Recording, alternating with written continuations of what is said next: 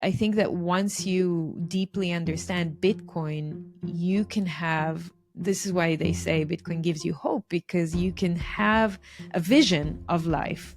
Even if if it doesn't exist right now or not everywhere in the world, you can still see how it could be possible. What is the possibility of life under such a sound money system? And when we get that glimpse of vision, we get hope because we understand that it's possible and it can happen. I call Bitcoin an entity. It's like a very powerful entity in our lives. And I think that more and more people are starting to understand that. And that's very encouraging. Today, I'm excited to welcome Efrat Fenigson to the podcast. Ifrat is host of You're the Voice podcast, an independent journalist, marketing expert, allergic to tyranny, and a Freedom and Bitcoin maxi. It's lovely to see you, Ifrat. Thanks for having me, Paula. Well, you have a really interesting life and you're based in Israel and you travel a lot. Tell us a little bit about yourself and about how you found Bitcoin. Sure. So, as you said, I'm an independent journalist for the past 3 years or so. My background is in tech and marketing. I used to be a CMO, Chief Marketing Officer of global companies and startups for about 20 years. So that was I call it the previous life before I had woken up to a lot of the lies that we are told in the world. And COVID was the trigger for it. And before I decided to really change my life from a corporate CMO to someone who took on the mission of disclosing a lot of information that is coming out of Israel to the world and vice versa, different things that are happening around the world on a global scale to show them to the people of Israel. And so I have a big background in technology and in marketing. I love technology. I actually graduated in computer science and was a programmer for a few years before I transitioned to the other side of business and marketing. And yeah, I have, I think, a unique perspective because I can talk about technology. I mean, to a certain extent, I'm not creating it anymore, but I can also talk about communications and the different types of, I would say today it's more propaganda that we're seeing around the world from more of an educated perspective of marketing communications and trying to drive people into action in certain directions. So I have my own unique way of looking at the world and trying to decipher it and then kind of hand out that message to people in a relatively simple language so that they can understand some of what's going on around them. And so there are certain topics that I'm following closely. Topics like CBDCs and all the changes in the monetary system that we're seeing around the world, especially now with what's coming down. Like we're in a super hectic time at the moment. I'm no financial expert or an economist. However, I'm super interested in those topics, especially since I started learning about the fiat monetary system and then found Bitcoin a few years ago, not long ago, actually, about 3 years ago.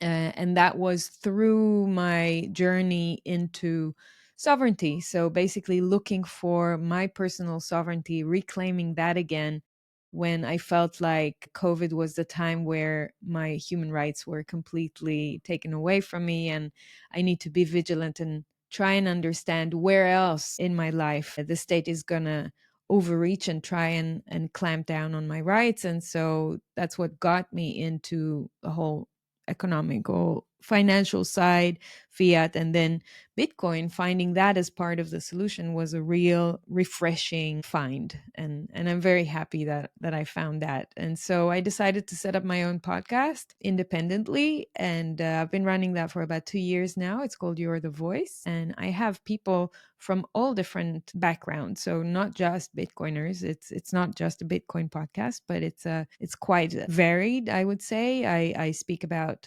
health, I speak about climate, I speak about geoengineering, obviously economy, money, and finance.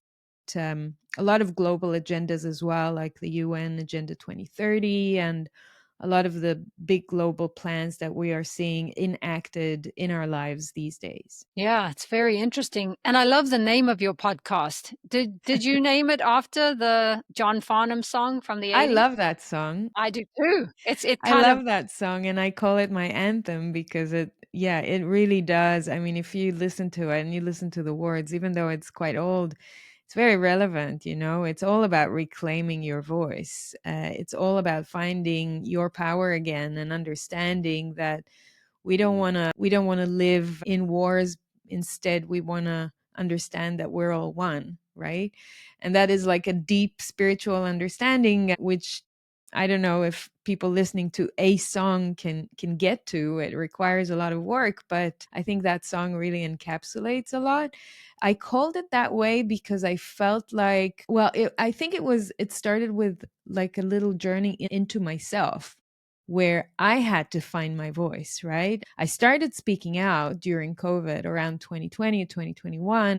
And not that I wasn't a person that spoke before, but it definitely wasn't about topics that were considered to be so controversial and so like non-mainstream, and people think that you're not allowed to talk about it. And for me it was very strange. I mean, I come from a background where I'm very, I'm popular. I'm making a lot of money. I work for corporate, and I have a really good reputation in the industry, and in where I live, and actually also around the world.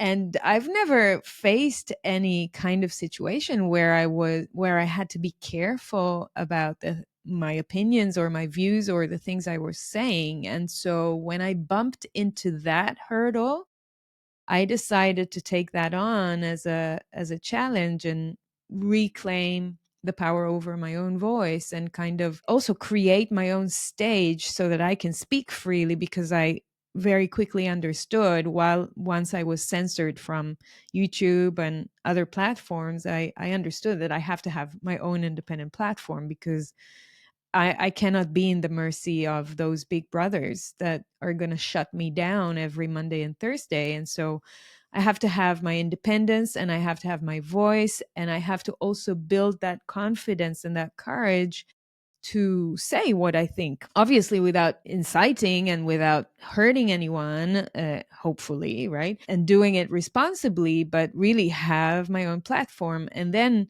it was all about giving that same kind of courage and confidence to people around me, because I had understood how much people are scared to speak out, and people are scared to be all of who they are. And even if they think certain things, they're really afraid to show everything outside. They're afraid of being all of who they are. And they may just show one aspect of themselves or two, but they'll hide many other things from their environment. So I think that is the common thread between my guests on my podcast, the fact that I'm bringing out people who have the courage to speak about what they are subject matter experts in, and also do not have that fear of speaking about other things that they're seeing that are happening around the world.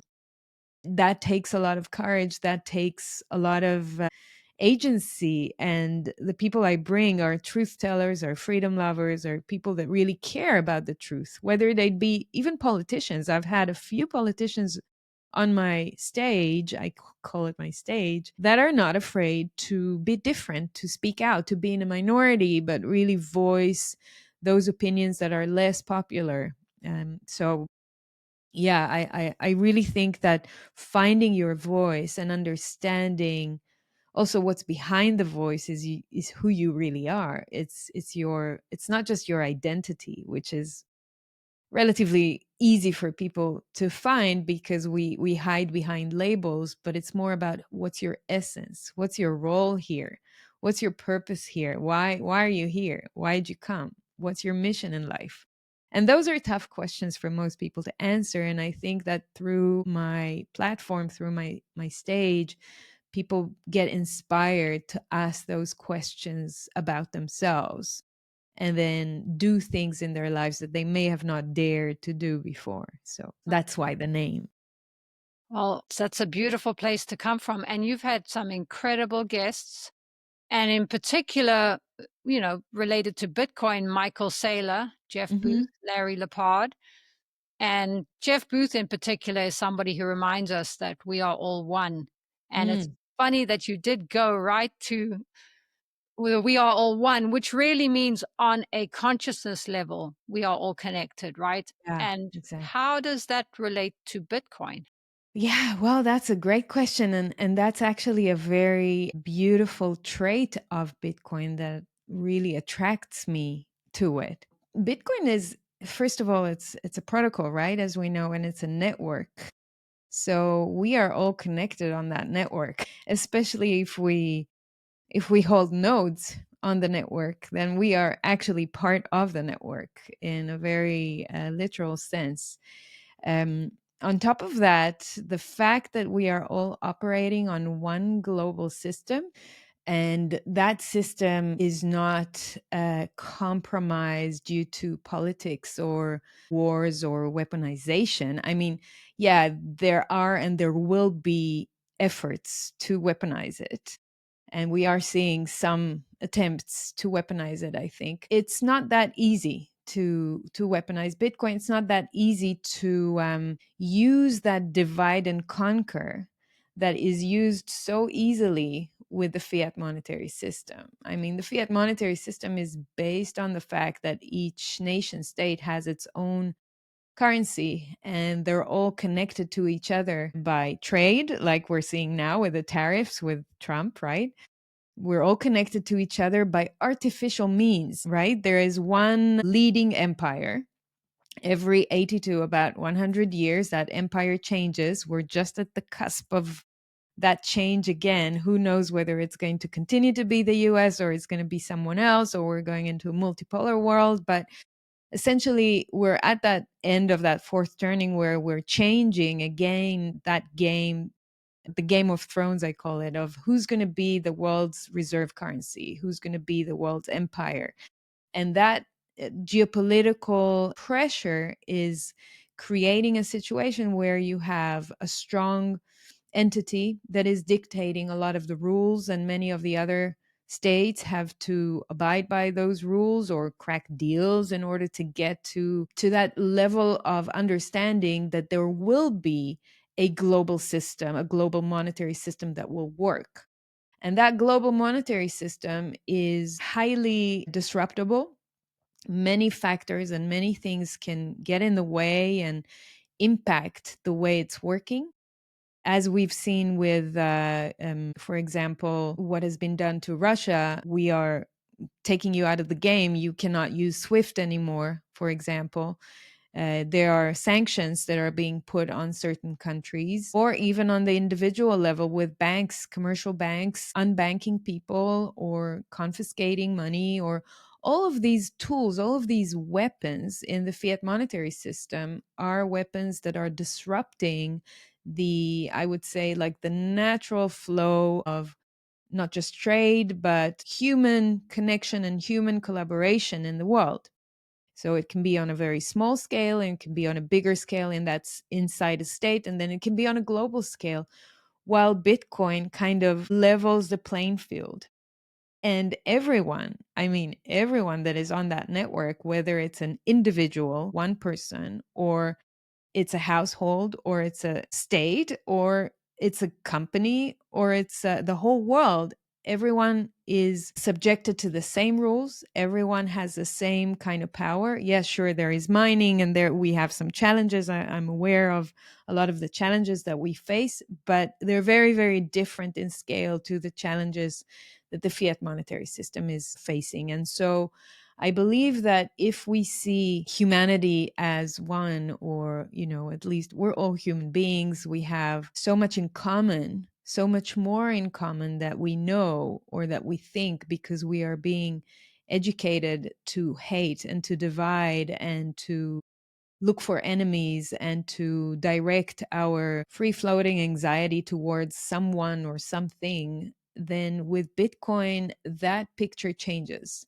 With Bitcoin, we become, I mean, it's not a factor. We, as I said, it will happen. They will try to do it, but we become more honest. We have more integrity. That monetary system that is impacting our economic decisions, which we make every second, every minute, and every day, are not based, we don't have to take another 50 factors into consideration when we make economic decisions over Bitcoin. Most of the time, the decisions we would have to make would be based on ourselves, on our individual position, on our company's position, on our state position, etc.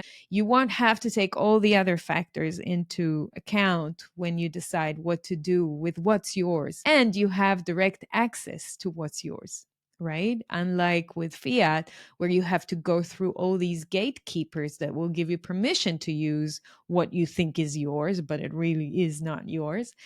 So Bitcoin allows us to be with what is ours, right? Have what's ours in a very intimate way.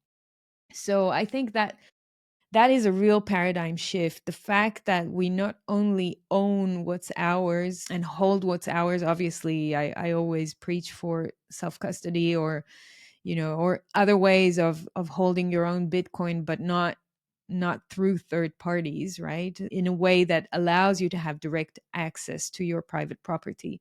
As long as that happens, and you take advantage of the fact that you are able to do that with Bitcoin, you have great power and sovereignty over what's yours, and you have a call. You have a call in the game. You have a power in the game.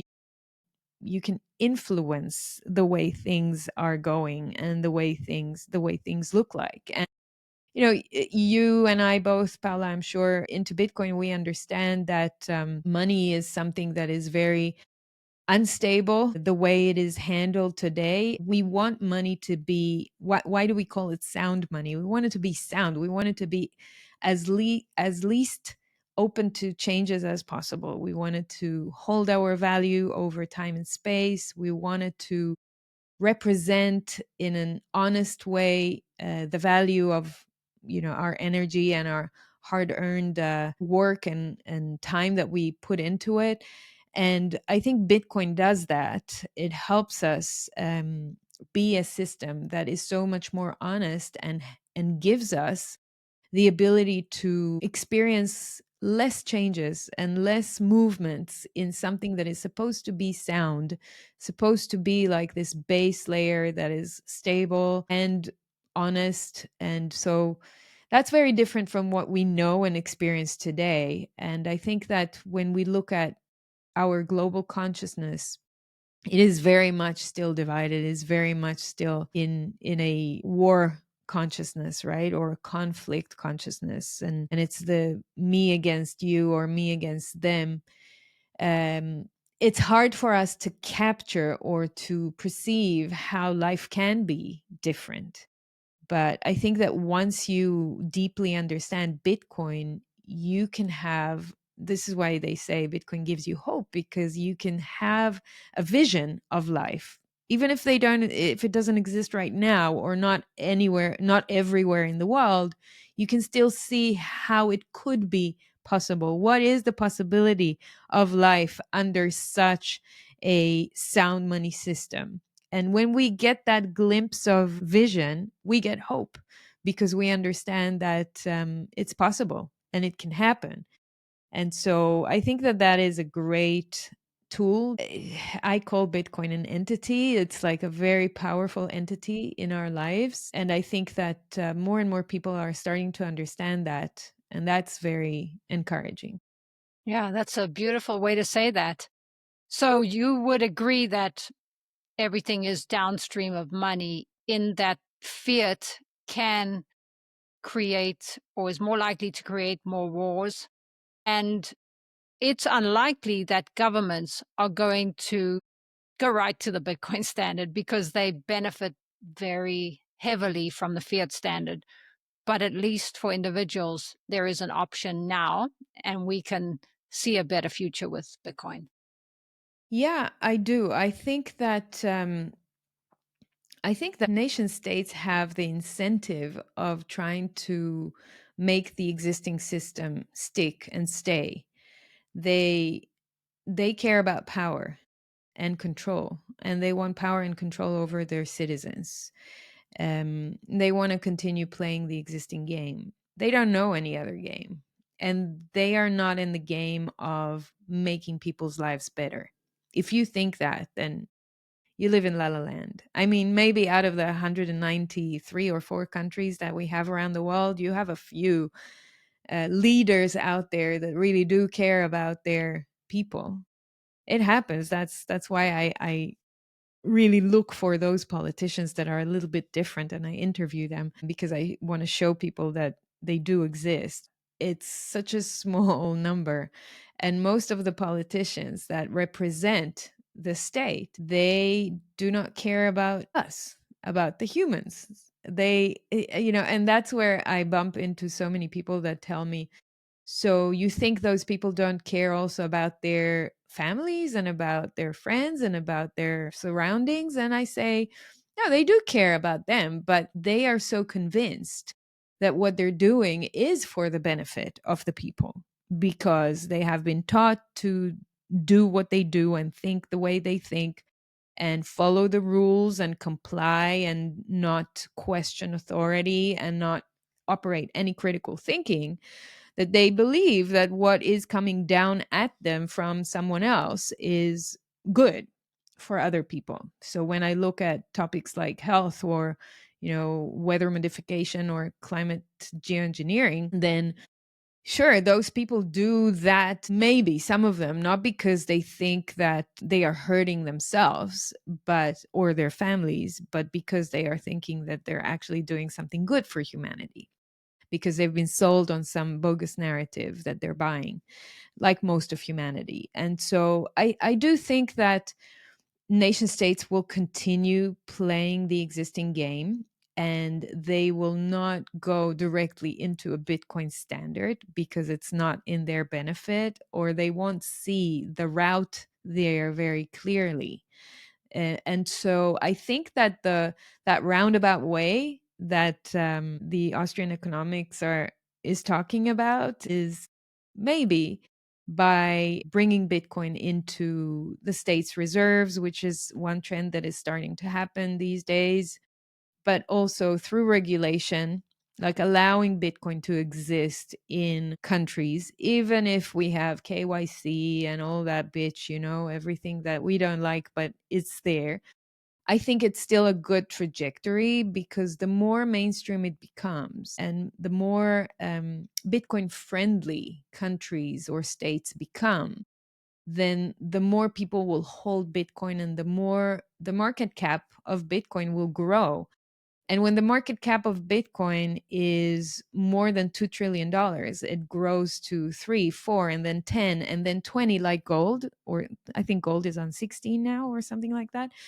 If it grows more than gold, and then it grows even bigger, and it continues to grow to phenomena to dimensions that we're seeing in other assets that represent money like real estate, etc. I mean, real estate is huge, but it continues to grow, then it's too late for nation states to try and ignore it or to make it go away. It's too powerful, it's too big, too many people understand it, too many people use it. And so I think it's a gradual process that we will see that Bitcoin around the world is going to be used mostly for store of value like gold. And it will be adopted by a lot of governments. It will be adopted by a lot of companies. It will be regulated. More and more mainstream people will use it. And at one stage, it will be that big that the target market of Bitcoin will have quite a bit of power, like electoral power or decision making power, that it will not be able to be ignored anymore. And people will, like Michael Saylor says really well in my interview with him. He says, if that bank in New York doesn't want to take my Bitcoin or gives me a hard time or charges me too much, I go, no problem. I'll go to the bank in California, or I'll go to the bank in Florida, or I'll go to the bank in Singapore, or in El Salvador or somewhere else that would allow me to custody my Bitcoin. So the competition changes the power structure. Then we become stronger because then we have more lever and more power over what we do with our wealth. And so I think, and again, I'm not the expert on this, but in my view, in my vision, we are going towards a trajectory that is quite optimistic. It's quite good. It's that change period that we are going through this decade is going to be very painful, like any change period. But I think on the flip side of it, we're going to launch a new trajectory into a society that is built on top of a lot more sound money and sound principles. The bigger the market cap is, the more power the people would have in the end. Of the bigger the market cap of Bitcoin, that is. In the meantime, you have spoken a lot about CBDCs, and governments are starting to present CBDCs, including Israel, correct?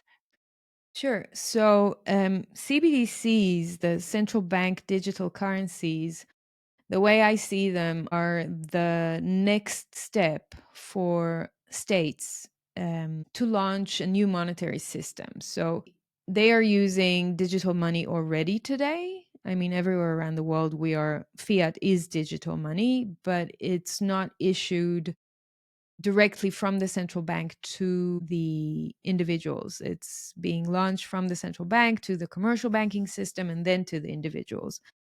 I think what is trying to be achieved, and it's an important distinction to make when we start talking about CBDCs, that there's a difference between wholesale CBDC and retail CBDC. So wholesale is the ability of the banks to communicate and transact between themselves. So commercial banks between commercial banks, and commercial banks to the central banks, and also central banks to other central banks, so nation states between themselves. That's wholesale.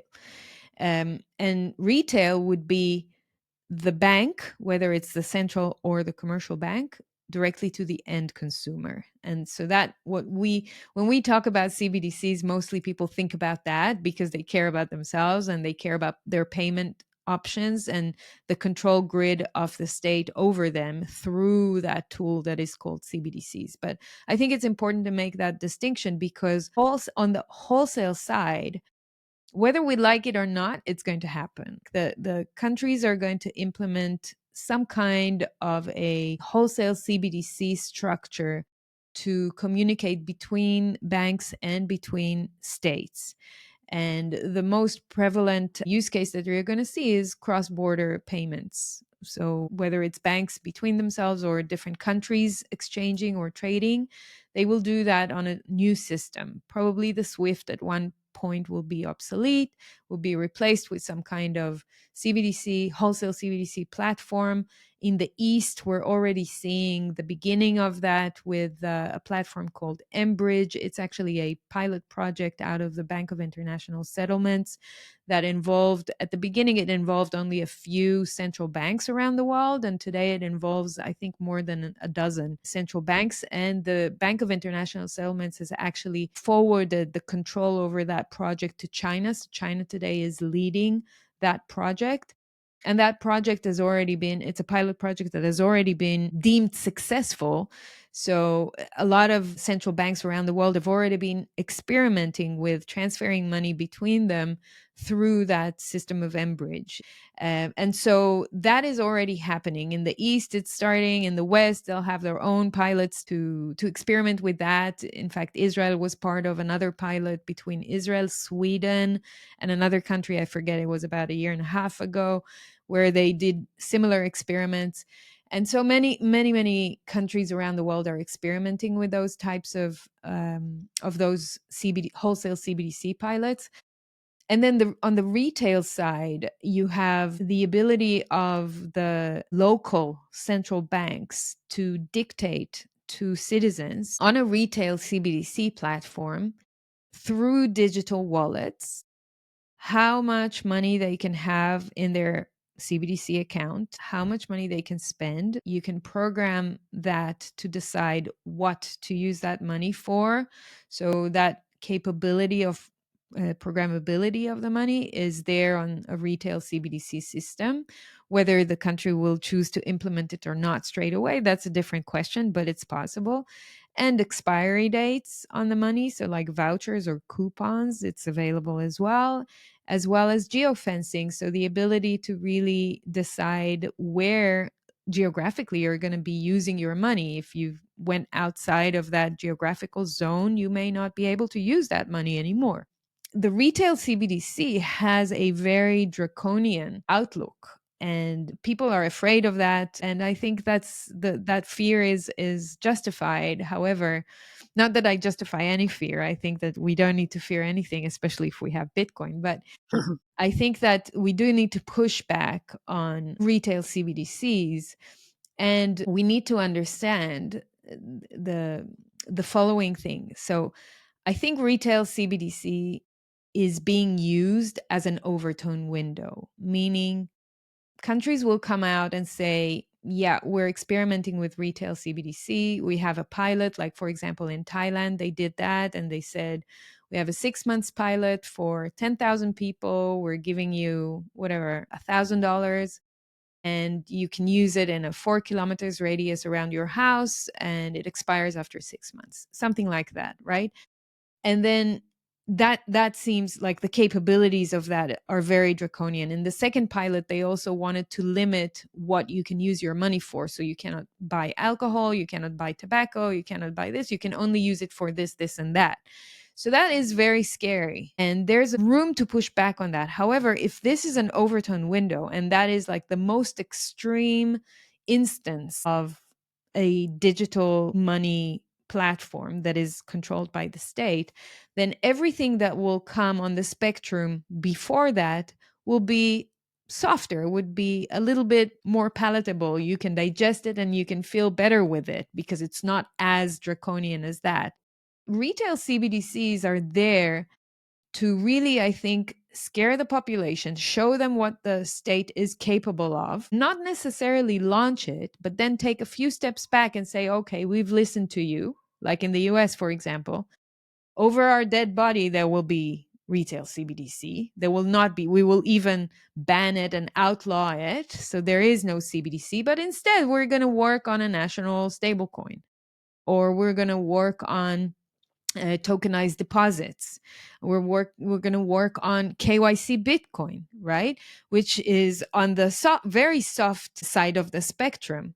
I think the softest side of the spectrum is non KYC Bitcoin and then cash, right? So it's non KYC Bitcoin, then cash, then KYC Bitcoin, then everything else. So there's so many different types of instruments or monetary tools that states or central banks can exercise, can try and implement in the coming years. And they are doing that. So like with stable coins, there are now 70 projects that are open and running all around the world for experimenting with national stable coins or commercial bank stable coins. You may even find a stable coin issued by the biggest supermarket chain, right? Like Carrefour will decide to do a stable coin, or, you know, so companies could do that. Like JP Morgan have their own stable coin for the past 4 or 5 years. They're experimenting in it and it's working. So that will happen more and more in the coming years. We will see more and more countries experimenting with different types of monetary instruments. It will be quite confusing for the average person in the street. They would probably not understand all this jargon and all these different types of monetary tools. It would all go over their heads. The only thing that they would get is the propaganda from the state that this is digital money, it's faster, it's immediate, it's better for you. You can trust us, the central bank or the state, that we know what we're doing and your money is safe with us. And so most people will actually take part in it. And when I say take part, it's not that I think that people will give their explicit consent to it, but they would actually not have any choice. They will not be able to choose whether they want to convert money to CBDC or not. That's not how it's going to go. It's going to start with you have to pay your taxes and your fines and your municipality payments or things like that through CBDCs. They will put it in the law. Or you may accept your salaries in CBDCs. So you cannot choose. Like your employer is telling you, we're going to pay you in CBDCs because that's what the state told us to do now. So you have to receive some money in CBDC, right? Will they allow you to transfer it to something else? We don't know. So it's not really a matter of choice. I think the only way to really push back effectively against retail CBDC is to go out of that system completely now, opt out and buy Bitcoin and buy gold and like be in a sound money reality, in a different reality. Even if you still keep some of your fiat because you still need to live and reality is reality and you cannot disconnect completely from that environment. I totally understand that. I'm in the same place, but you definitely can put some of your money or savings into Bitcoin and also try and earn in Bitcoin. I mean, there are many things you can do, or even just like gold or whatever, just like try and move some of that fiat into other realms where it's not confiscatable and cannot be controlled by the state. Yeah, because the bottom line is the control. This is Yeah, a way that the state will control, possibly if we don't pay our taxes, they'll have a way to get it. They can watch where we spend our money. And yeah, it's all about control. that's right.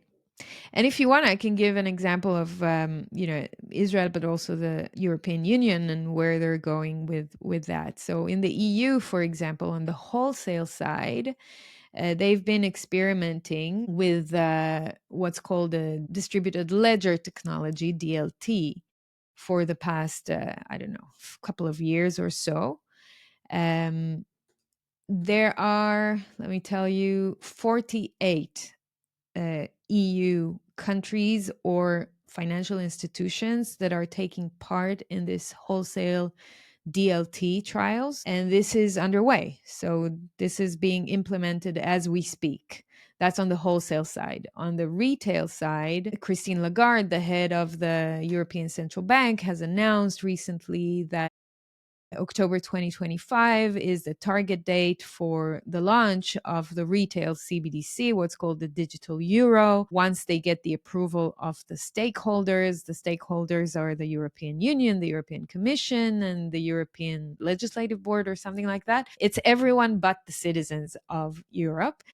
And it doesn't mean that on October 2025, each European citizen will already have their own digital wallet and they have to start using it because they still have to implement it. It means that from October 2025, it's going to take them about 2 to 2.5 years to bring the retail CBDC to market. This was said recently by one of the European central banks executive. I forget his name. So there is a window of about 2 to 2.5 years after the legislation is finalized to implement that. The project is going to cost the EU about 430 million euros for infrastructure and operations over a 10 to 15 years period, excluding the internal ledger development cost that we have just mentioned.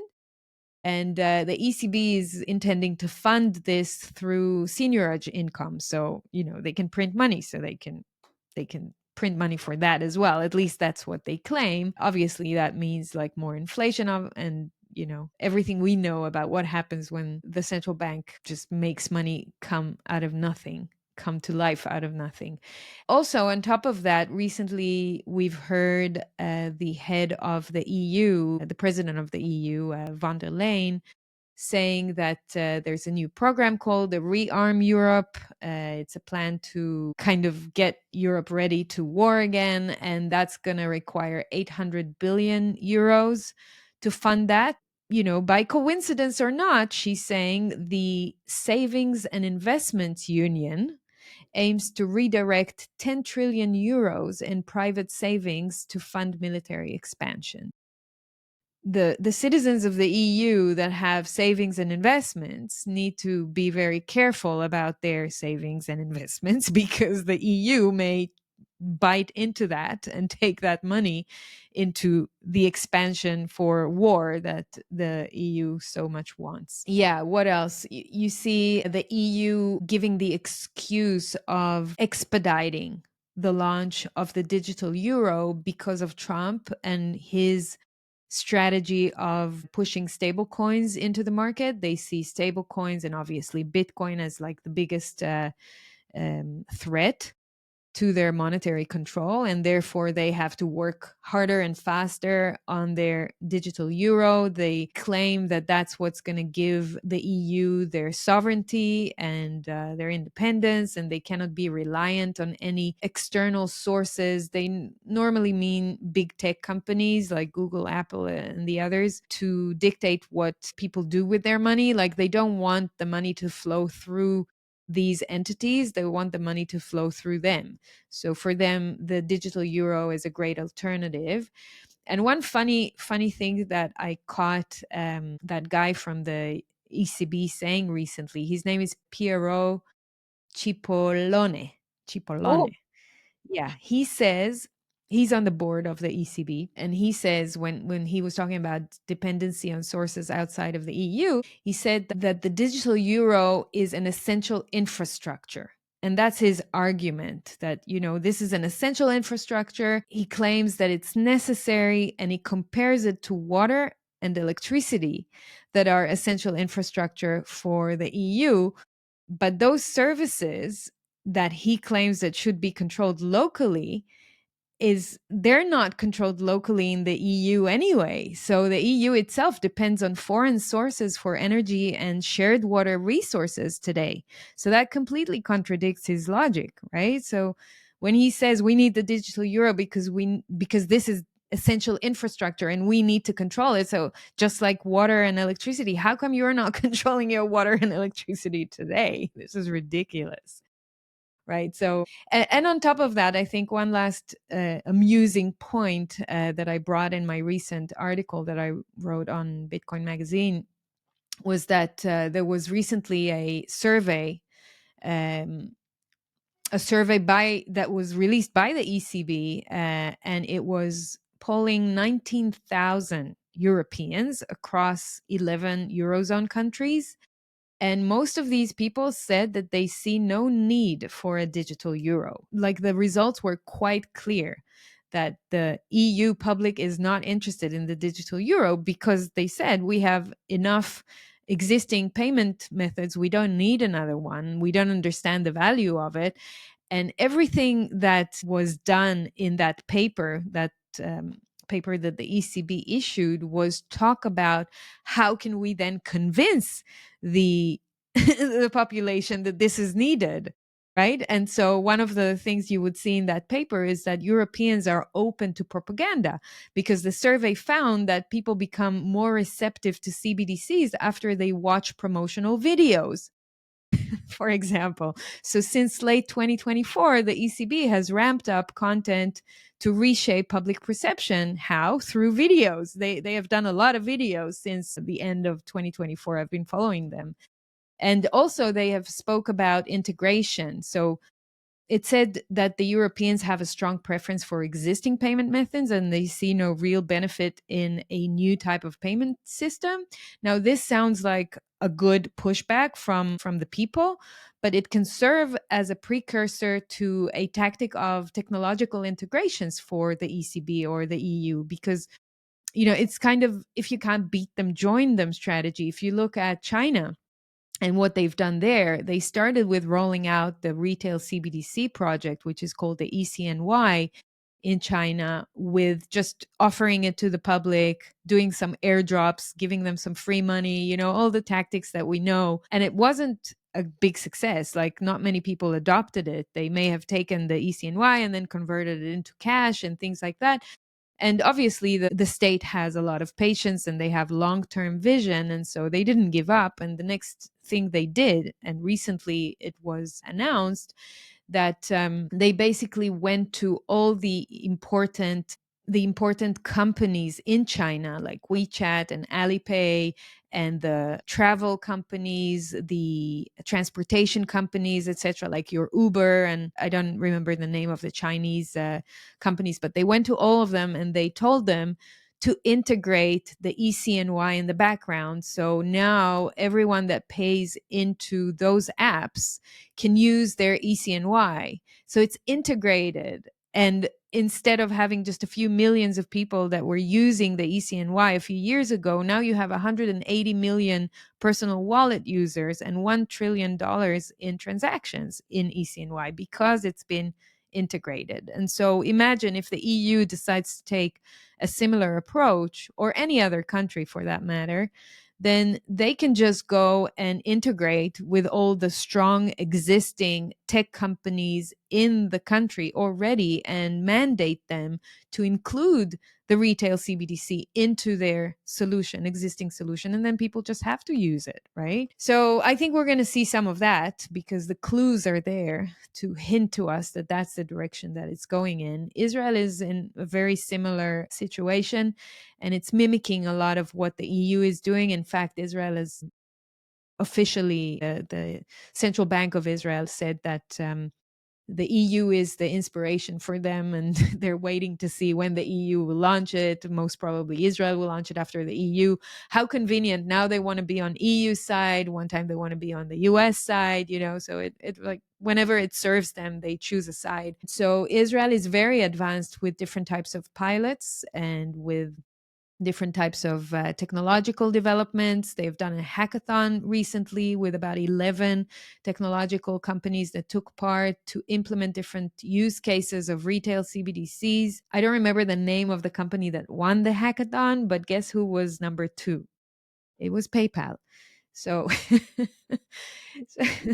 so Israel is quite advanced, and I've been documenting a lot of the Israeli progress on CBDCs on my blog and on my articles, so people can go and check that out. Recently, there was a survey that came out of Israel to 1,000 people. And based on the results of the survey, they came out the next day on their Facebook and Instagram pages of the central bank and said, most of the population in Israel is interested in the CBDC.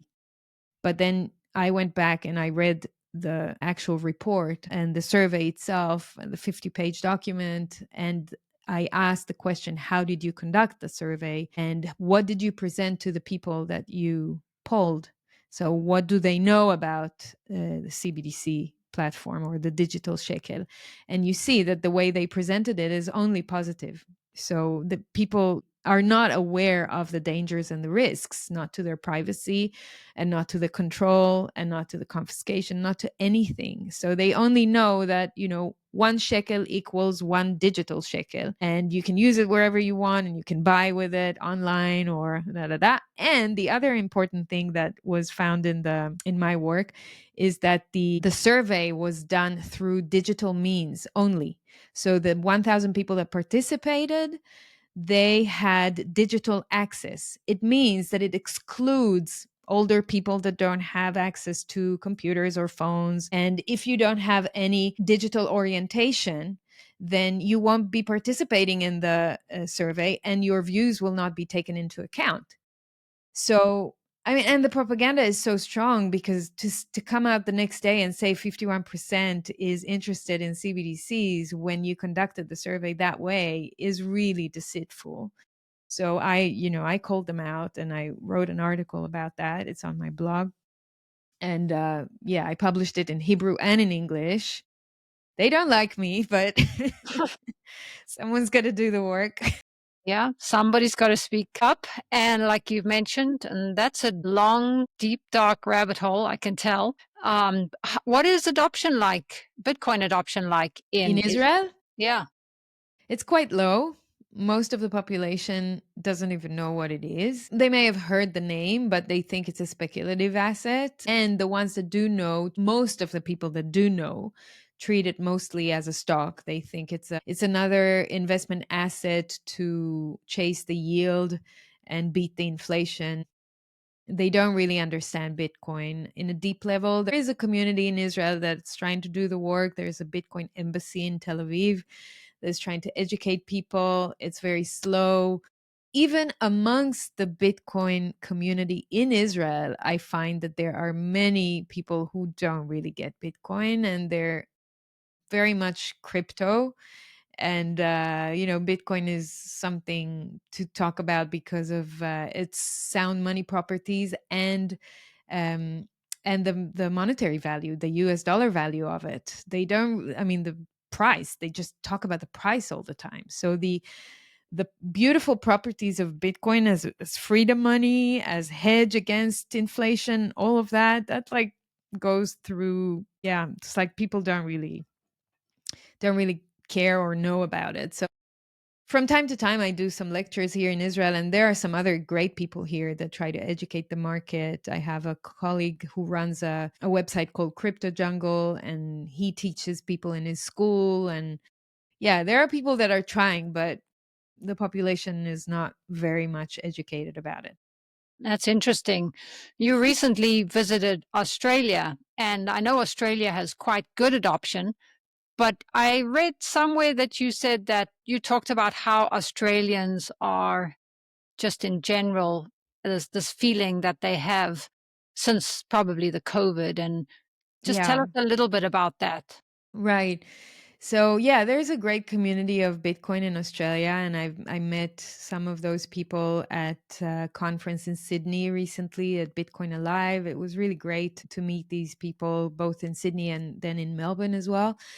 Um, yeah, I just found it very interesting to see that a lot of the people that I have met with have spoken to me about their experiences through COVID, because their COVID mandates and measurements were really draconian, and people experienced a very hard time in Australia. It was one of the most harsh places in the world to be at during COVID time, especially in Victoria, where Melbourne is. What I said is that I believe that a lot of the people in Australia are traumatized and they are experience post-traumatic disorder, but they're not really aware of it, and they don't talk about it at all. I mean, in Israel is a crazy place, right?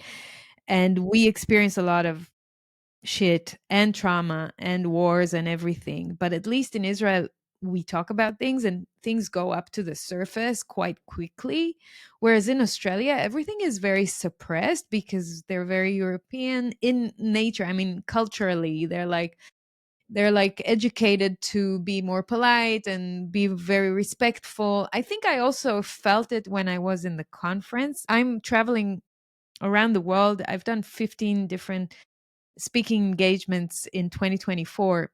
So I've been to many different countries around the world and spoke on many stages, and mostly after I speak, people come to speak to me, or they want to say something, they want to say thank you, or they want to ask something.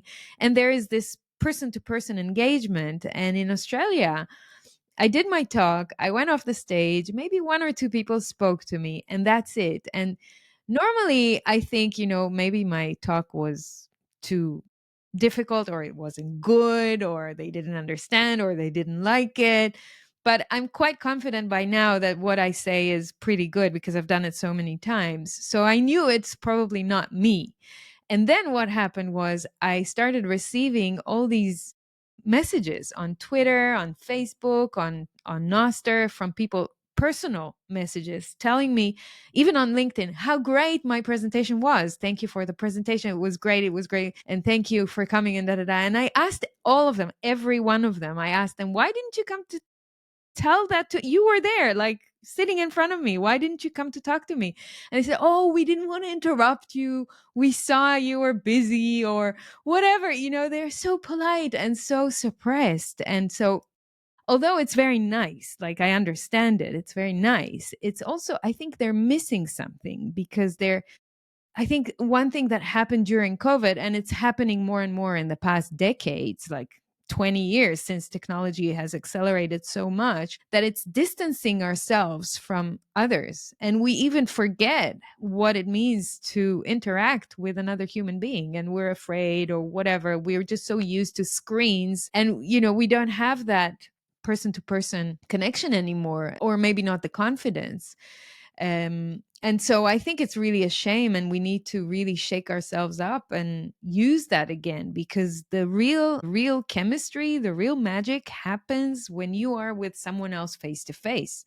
When you look at someone's eyes and you talk, and you find things in common, or you debate, or you ask questions and you get an answer, or whatever. It's just that human connection that is really missing. Yeah, so that was interesting about Australia. And the other thing is, I interviewed Peter Dunworth when I was there, and him, and also a politician from New South Wales. His name is John Rudick, from the Libertarian Party. And both of them have told me how, in their view, I asked for their macro view of Australia and the economics and everything. And they said, we are in a recession for at least 2, if not 3 years now, since COVID started.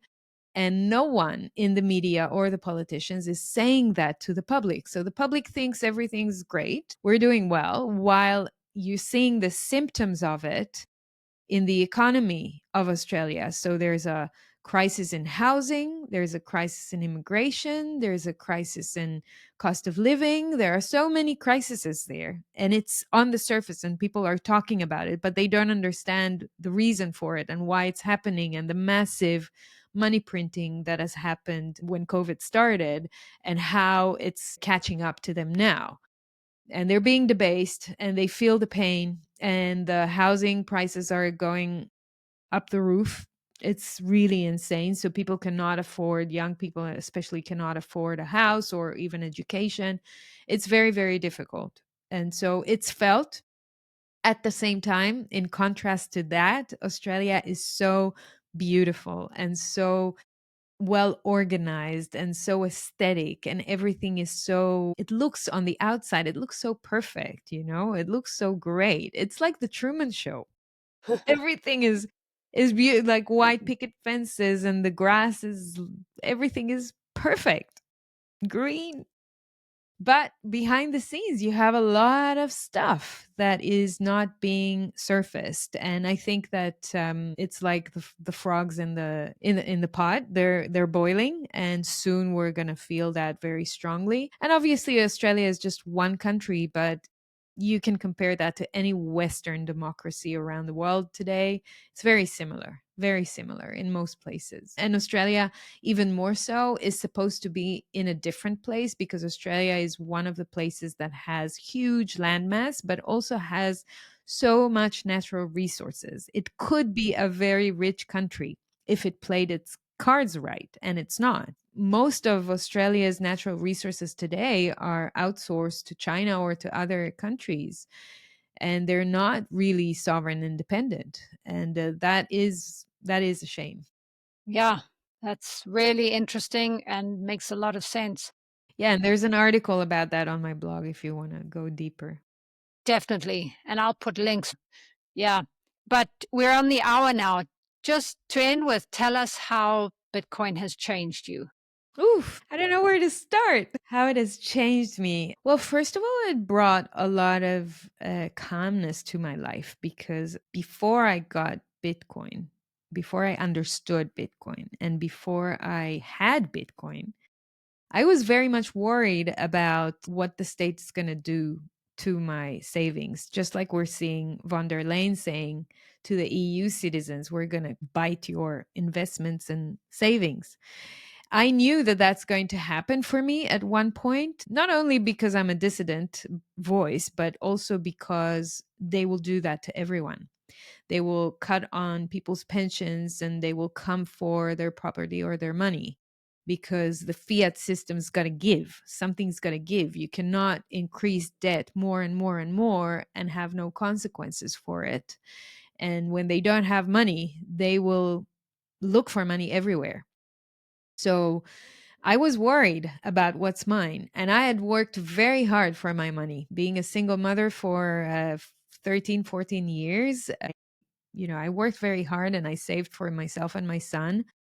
And I didn't want that to go away. I wanted to hedge it in some way. So I was looking for protection. And when I found Bitcoin, and I put my most of my wealth into Bitcoin, I felt immediate relief because that worry is now on me. Now what I have to worry about is how I store my seed phrase and how I protect my Bitcoin and how I handle my finances, and how I gain more and more financial literacy and tools. Those are my worries today. But I'm not worried about anyone taking what's mine or what's my son's. It's mine, and they cannot take it away from me. So Bitcoin has changed me in that sense, made me a lot more relaxed about my property and my I would say economical rights. And on top of that, I think thanks to Bitcoin, I am fortunate to continue meet more and more great people around the world. I travel a lot. I speak in those conferences. I make new friends and new connections that I had never thought possible. And it's immediate. Like when I meet like minded people, we hit it off, and it's just so good because this community has great, awesome people. Obviously, you get jerks, like you get jerks everywhere. But on the most part, I think it has a very high ratio of awakened people and spiritual people and people that care about others and that care about humanity and carry more humane approach to life. And I care about that very much. And so, if sovereignty, self sovereignty and independence and self fulfillment is what I'm trying to give people, I think Bitcoin helps me get that for myself so that I can continue serving humanity and giving it to others.